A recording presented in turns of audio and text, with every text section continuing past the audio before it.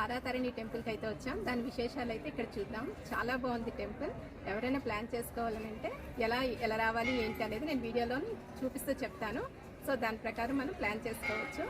ఈరోజు మా ప్రయాణం అయితే చాలా బాగా అనిపించిందండి. ఊటీ, కొడైకెనాల్లో లేకపోతే ఎక్కడో మేము హిల్ స్టేషన్స్లోని జర్నీ చేస్తున్నట్టు అనిపించిందండి. చాలా చల్లగా ఉంది, ఫాగ్ అది చాలా ఎక్కువగా ఉంది. ఇక్కడ మనకి తెలిసినవి చాలా తక్కువ, అంటే ఫేమస్ అయినవి తక్కువ టెంపుల్స్ అండి, చాలా ఎక్కువ ఉన్నాయి అన్నట్టు మనకు తెలియనివి. అందులో ఇదొకటండి, మా తారాతారిణి టెంపుల్. ఇది భువనేశ్వర్ నుంచి, అంటే ఒకవైపు నుంచి వెళ్తే 153 కిలోమీటర్స్, ఇంకొక వైపు నుంచి వెళ్తే 161 కిలోమీటర్స్ ఉంటుందండి. బరంపురం అంటాం కదండి, యాక్చువల్గా ఇక్కడ వీళ్ళు బ్రహ్మపూర్ అని రాస్తారండి. ఇక్కడి నుంచి వెళ్ళినట్టయితే 28 కిలోమీటర్స్ అయితే పడుతుంది. బస్ సర్వీసెస్ అయితే ఉన్నాయి. ఇది లొకేట్ అయిన ఏరియా పురుషోత్తంపురం అని అంటారండి. ఇప్పుడు మనకు కనిపిస్తుంది కదా ఆ కొండ, దాన్నే కుమారి హిల్స్ అని అంటారు. ఇది ఋషికుల్య రివర్ పక్కన ఉందండి. దీనికి ట్రైన్ అట్లాంటిది ఏం లేదు, జస్ట్ మన బస్సుల మీద, కార్ల మీద, బైకుల మీద ఇట్లానే వెళ్ళాల్సి ఉంటుంది. ఈ ఊర్లోకి అయితే వచ్చేసామండి. గల్లీలుగా వెళ్ళేది. ఇప్పుడు ఆల్మోస్ట్ వచ్చేసాం. కనిపిస్తుంది కదా కొండ, దాని ముందు ఉన్న రోడ్డు అన్నట్టు. ఇక్కడి నుంచే మనం కొంత దూరం వరకు, ఇప్పుడు ఈ ఏరియాకి వచ్చాం కదండి, ఇక్కడ వరకే మన వెహికల్స్ ఏమన్నా సరే వచ్చేవి. ఇక్కడి నుంచి ప్రైవేట్ వెహికల్స్ ఏవి కూడా అలౌ చేయరండి. ఇప్పుడు మనకు కొండ కనిపిస్తుంది కదా, ఆ బిల్డింగ్ ఉంది, అలా వెళ్ళాలన్నట్టు. ఆ ఏరియా నుంచి వెళ్తే మనకి టికెట్స్ అనేవి అక్కడ ఇస్తారు. ఇక్కడ మనం నడిచి కూడా వెళ్ళొచ్చండి, మెట్ల ఫెసిలిటీ కూడా ఉంది. కానీ అది మనం వెహికల్ వచ్చింది కదా, ఆ ముందుకే ఉందన్నట్టు. ఇద్దరికి 60 రూపీస్ తీసుకొని ఇక్కడ ఒకసారి చెకింగ్ ఉంటుందండి. బస్సు ఎక్కే దగ్గర అక్కడ ఒకసారి చెకింగ్ ఉంటుంది. ఈ వేలోని మనం వెళ్తున్నప్పుడు గాజులు, కొబ్బరికాయలు ఇలాంటివన్నీ ఉంటే పూజకి కావాల్సినవన్నీ తీసుకోవచ్చు. వాష్రూమ్స్ అన్నీ ఇక్కడే ఉన్నాయండి. ఎవరైనా వాష్రూమ్స్కి, ఎందుకంటే దూరం నుంచి వస్తాం కాబట్టి వాష్రూమ్స్ యూజ్ చేసుకోవాలంటే ఇక్కడ యూజ్ చేసుకోవచ్చు. తర్వాత ఈ లైన్స్ లాగా వెళ్తున్నాం కదా, ఇక్కడి నుంచి పై నుంచి వెళ్ళాలన్నట్టు. ఈ మధ్యదారిలోనే మనకి కొబ్బరికాయలు, ఈ పళ్ళు ఇలాంటివన్నీ ఉంటాయి. గాజులు, ముఖ్యంగా ఇక్కడ గాజులు ఎర్ర కలర్వి ఎక్కువ యూజ్ చేస్తారండి. ఈ శారీస్ ఇవి కూడా ఎక్కువ రెడ్ కలరేనండి. తర్వాత వైట్, రెడ్ కాంబినేషన్ యూజ్ చేస్తారండి. ఇక్కడ ఒక చెకింగ్ అయితే ఉంది. ఈ టికెట్స్ చూసిన తర్వాత మనకి బస్ కోసం అయితే అలౌ చేస్తున్నారు. చూసారా బస్సులు, ఆ బస్సులే వస్తాయండి, పైకి కిందకి అవే తిరుగుతాయి. చిన్న ఘాట్ రోడ్ లాగా ఉంటుంది, ఎందుకంటే కొండ పై వరకు ఎక్కుతున్నాం కదా. ఇప్పుడు మేము బస్ కోసం అయితే వెయిట్ చేస్తున్నామండి. ఆ ముందు ఆర్చ్ లాగా కనిపిస్తుంది కదా, అది మనం ఇందాక దిగాం కదా వెహికల్, అక్కడ అన్నట్టు. అది ప్రైవేట్ వెహికల్స్ అవన్నీ అక్కడి వరకే మనకి అలౌడ్. ఇంతమంది ఉన్న బస్సులు ఏవి ఓవర్ క్రౌడ్ అయితే ఉండవండి. ఎన్ని సీట్లు ఉంటే అంతమందిని మాత్రమే ఎక్కించుకొని తీసుకువెళ్తున్నారు. రిమైనింగ్ అందరూ నెక్స్ట్ బస్ కోసం వెయిట్ చేయవలసిందే అన్నట్టు. ఇక్కడ ఇప్పుడు మాకు టైం 9:30 దాటిపోయిందండి, అయినా కూడా ఫాగ్ బాగా ఉందన్నట్టు.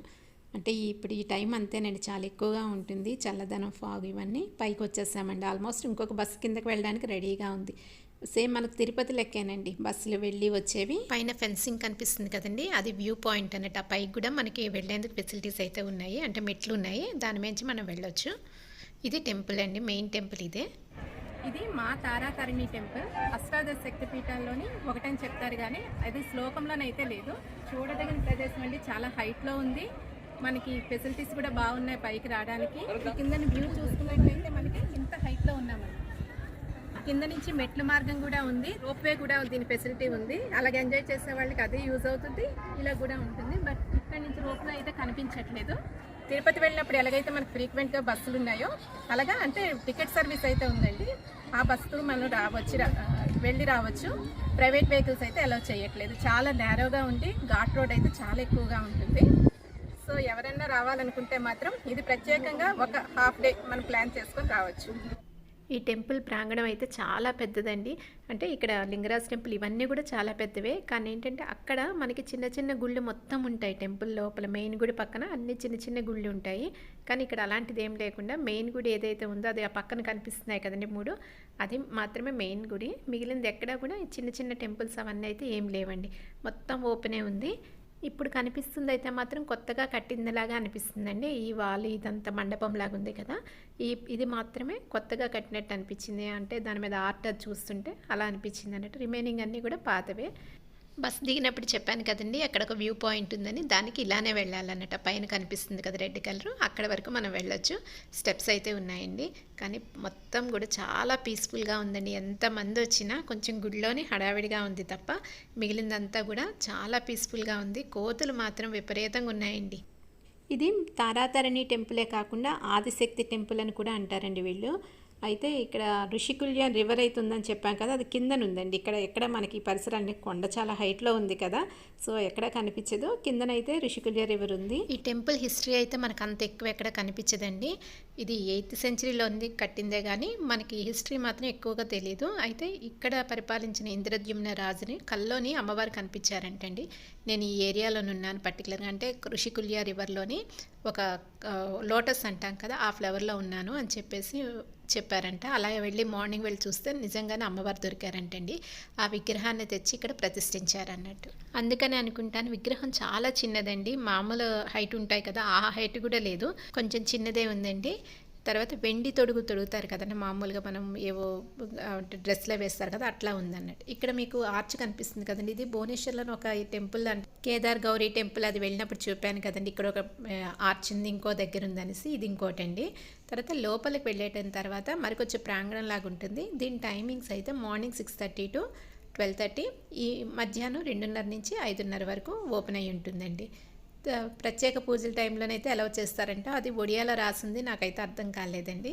ఇటు లెఫ్ట్ సైడ్లో చిన్న టెంపుల్ కనిపిస్తుంది కదా, అది శివుడి టెంపుల్ అండి. దాని వెనక్కి విఘ్నేశ్వర్ అంటే గణేష్ టెంపుల్ ఒకటి ఉంది. అటు కార్నర్కి వెళ్తే సూర్యభగవానుడు ఇట్లా ఉన్నాయండి, ఒక 4 అయితే ఉన్నాయి. ఇది మెయిన్ గర్భగుడి ఏదైతే ఉందో చాలా పొడుగ్గా ఉంటుందండి.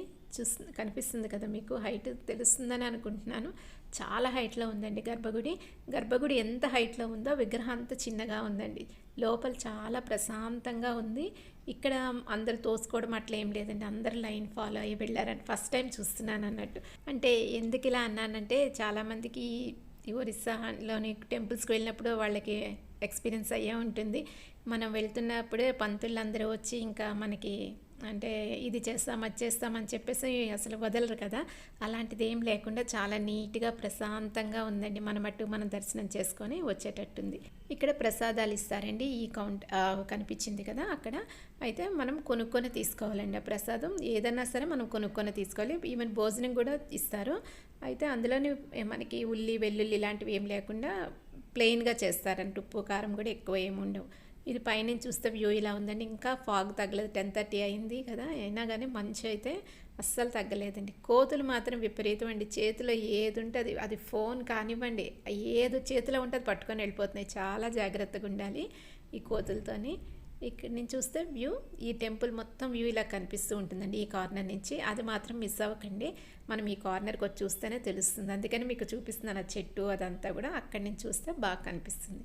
తర్వాత ఆర్చ్ అనుకున్నాం కదా, చాలా హైట్లో ఉందండి, చాలా బాగుందండి చూడడానికి. కానీ ఎండ విపరీతంగా ఉందండి, పొగమంచు వేడట్లేదు, కానీ ఎండ మాత్రం చాలా ఎక్కువగా కూడా తగులుతుంది అన్నట్టు. ఇక్కడ మొక్కులు అవన్నీ పెడతారు కదండి, అది తీర్చుకుంటారు కదా, అది చెట్టు. ఇక్కడ వంటలు కూడా చేసుకుంటున్నారండి. కొండ మీదకి నడిచి వచ్చే వాళ్ళ కోసం ఈ విధంగా మెట్ల మార్గం ఉందండి. ఇది మనం కిందకి చూపించాం కదా, ఆర్వోలో ఉంటాయి మెట్లని. సో అక్కడి నుంచి వస్తే మనం డైరెక్ట్గా గుడికి ఎదురుగా ఆర్చ్ అని చెప్పాను కదా, ఆ ఆర్చ్ దగ్గరికి వచ్చేస్తాం, ఆ ఎదురుగా వస్తామన్నట్టు. ఆ ఆర్చ్కి ఎదురుగా ఉన్నది టెంపుల్. సో అక్కడి నుంచి మళ్ళీ ఇది ఒక వ్యూ పాయింట్ అండి. ఇది మనకు కొండ కిందని అదంతా చూడడానికి, తర్వాత టెంపుల్ ప్రాపర్గా పైనుంచి చూడడానికి బాగా కనిపిస్తుందండి. చాలా విశాలంగా ఉంది. ఇక్కడి నుంచి చూస్తే మొత్తం టెంపుల్ ఎక్కడెక్కడ ఎట్లా ఉంది ఏంటి అనేది మొత్తం కనిపిస్తుంది నీట్గా. కానీ ఇక్కడ ట్రిప్ వేయాలంటే మాత్రం బెస్ట్ టైం అంటే ఈ నవంబర్, డిసెంబర్, జనవరి ఇలాగనే బాగుంటుంది. డిసెంబర్లో కొంచెం చలి ఎక్కువ ఉంటుంది కానీ, బట్ ఈ టైం అయితేనే మీకు బాగుంటుందండి. కొంచెం చల్లగా, కొంచెం వేడి మరీ ఇవి లేకుండా ఉంటుంది. లేకపోతే సమ్మర్లో అస్సలు వెళ్ళలేమండి. ఇది రోప్వే అండి. మనం ఇప్పుడు వ్యూ పాయింట్ చూసాం కదా, అటు నుంచి వస్తున్నప్పుడు లెఫ్ట్ సైడ్ కనిపిస్తుంది మీకు. రోప్వే ఎప్పుడు ఎక్కలేని వాళ్ళు అట్లా సరదా పడుతూ ఉంటారు కదండి, వాళ్ళైతే ఎక్స్పీరియన్స్ చేయొచ్చు అన్నట్టు.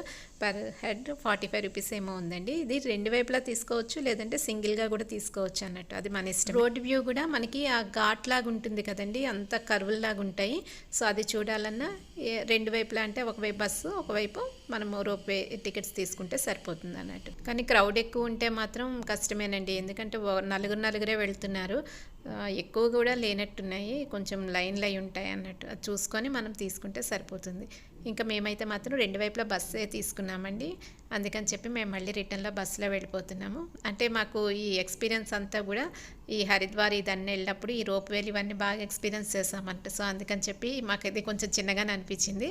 అవి పెద్దవి కదండి, అందుకని చెప్పి మేము బస్సులోనే వెళ్ళిపోతున్నాం మళ్ళీ. అంతేకాదండి, స్టార్టింగ్ పాయింట్లోని ఆ పైన కనిపిస్తుంది కదా, అక్కడికి కూడా వెళ్ళొచ్చండి. అక్కడ కూడా ఒక వ్యూ పాయింట్ అయితే ఉంది. నేనైతే వెళ్ళలేపానండి, అందుకని చెప్పేసి ఇంకా నేనేం చూపించలేకపోయాను. ఇంకా మేము బ్యాక్ వెళ్ళిపోతున్నామండి. చూసారు కదండి ఈ టెంపుల్ ఎంత బాగుందో. నార్మల్గా అంటే ఈ ఒడిస్సాలో ఉన్న టెంపుల్స్కి దీనికి కొంచెం అయితే డిఫరెన్స్ అయితే ఉంది కదండి. చాలా బాగుంది, చాలా ప్రశాంతంగా ఉంది. ఎంతమంది వచ్చినా కానీ చాలా ప్రశాంతంగా అనిపిస్తుంది. Thank you for watching.